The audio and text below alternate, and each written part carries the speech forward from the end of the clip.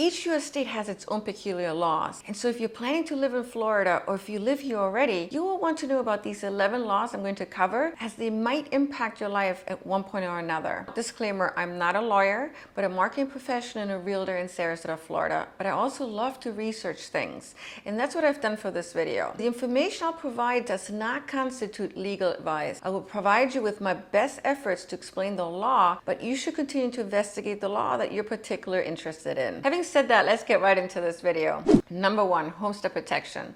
So homestead protection is attractive to many people because it protects the Florida resident's primary home from a judgment creditor in most cases. This may be one of the reasons why someone wants to establish residency in Florida in the first place. If you have a judgment against you, that judgment cannot attach to or become a lien on your homestead. In other words, if you owe money to creditors, they cannot force you to sell your home. Of course, there are exceptions, such as the fact that protection does not apply to a mortgage or a tax lien against that property. In other words, you're still going to need to pay your home contractor or pay the mortgage debt that you have, or you may chance losing your home. Number two, homestead tax exemption. Now, this is a different law from the Florida Homestead Protection Law. Your primary residence in Florida can be homesteaded for tax purposes. Homestead tax exemption applies if you're a permanent resident in the home. You can reduce the taxable value of the house by up to $50,000 once you've applied and received a homestead exemption. So in other words, you'll save money once you have the exemption. So how do you get it? You would apply with the county property appraiser. This was an exemption that I was not immediately aware of when I moved to Florida. You're going to want to keep this one in mind and remember these timelines especially. So as soon as you own your home and are a Florida resident,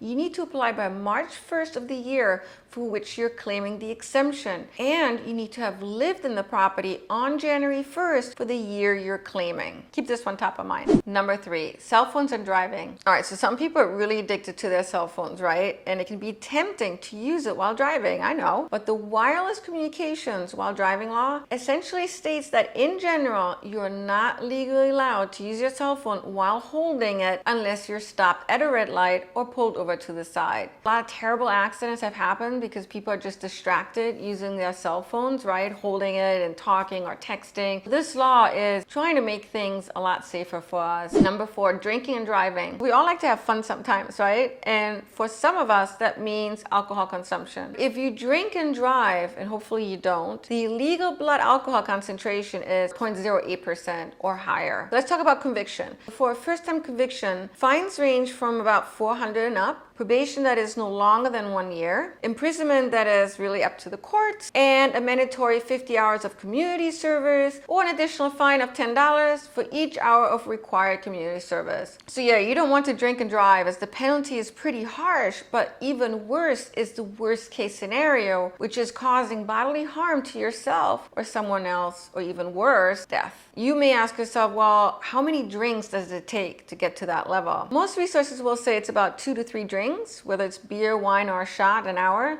depending on your weight. But there's so much more that goes into it, including your age, your tolerance level, your metabolism, and so forth. And so I don't want to sound like your mom, but I am going to sound like your mom. The safest thing to do here is to have fun while you're out, right? But then have a designated driver or call an Uber or a taxi to get you home safe. Use of marijuana. If you're from such states as California or Colorado, you're used to marijuana being legal for recreational use under most circumstances. Now here in Florida, cannabis is not legal for recreational use, and it was actually made legal only back in 2017 for medical use. So to be qualified for medical use, a patient must be diagnosed with a qualifying medical condition by a qualified doctor. What is interesting is that marijuana is illegal on a federal level for any use where it's still classified as a Schedule I drug, which is also what heroin and cocaine is classified in. Motorcycles and helmets. I beg you, if you're riding on a motorcycle in Florida, please wear your helmet to protect you. But unfortunately, in Florida, you are legally allowed to ride a motorcycle without a helmet. All you need is eye protection and at least $10,000 of personal injury protection on motorcycle insurance. This does not hold true if the passenger is under the age of 21. You're going to need to wear a helmet and eye protection. But if the passenger is over 21 and has an insurance policy that that provides at least $10,000 in medical benefits, they can decide whether or not they want to wear a helmet as well. What an unfortunate law. Florida is an at-will employment state. So in most cases, employers will not have a written contract with you. What this means is an employer can terminate your employment without giving you fair warning. The employment must be terminated within legal boundaries, and so they cannot release you for such reasons as discrimination based on race, religion, or gender, for example. If the termination was within legal boundaries, the employee cannot sue for lost wages. But in reverse, an employee can also quit without providing the employer with any explanation. But if an employee has an employment contract, so say you have a union contract, it can only be terminated for reasons listed in the contract. Gun laws. In Florida, you do not need a permit to buy a gun. You have to be 21 years of age or older and have to be eligible to purchase a firearm.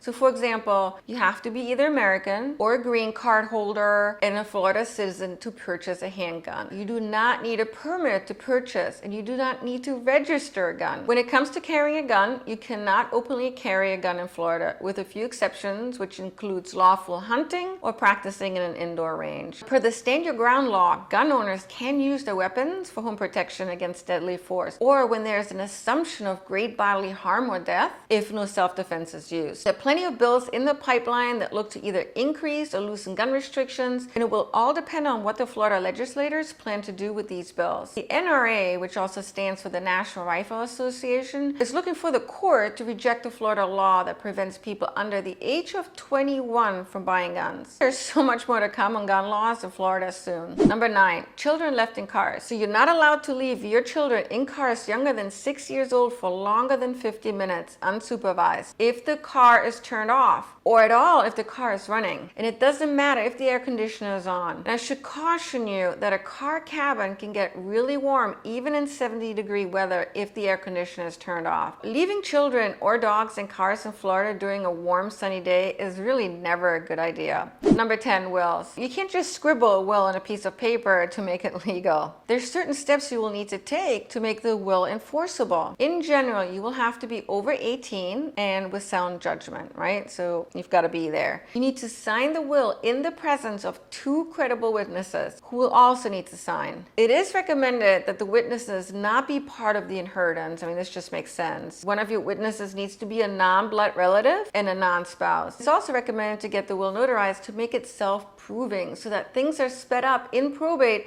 where there's no need to follow up with the witnesses for confirmation later. You do not need to use a lawyer to generate your will, and instead you could use an online platform such as nolo.com. Per the Florida law, the property will go to the closest relatives, starting with the spouse and children. If there are no relatives by blood or marriage, then the state will take the property, and that's probably not something that you're going to want to happen. So in essence, a will protects you, your family, and property. Number 11, alligators. If you live in Florida, chances are you will encounter an alligator, whether it be at a national park or a lake. Floridians typically respect and coexist with wildlife. In Florida, it is a third-degree felony to kill or hurt an alligator. It is also against the law to keep an alligator or its eggs unless you have a special license to do so. Why you would do this, I don't know. If you were to be attacked by an alligator, which would be a very, very rare situation, then under rare circumstances, you could claim self-defense. It's also illegal to feed alligators because, well, it could lead to a dangerous situation. They might see you as food. Let me know if there's any other laws in Florida that you feel we need to be aware of. Put it in the comment section below. If you're interested to move to Florida, specifically Sarasota County, where I'm a realtor, I would love to partner up with you. I can be reached either via my email or my telephone number. Call me anytime. Thank you so much for tuning in today and watching this video to the very end. I always appreciate it when you do. Take care.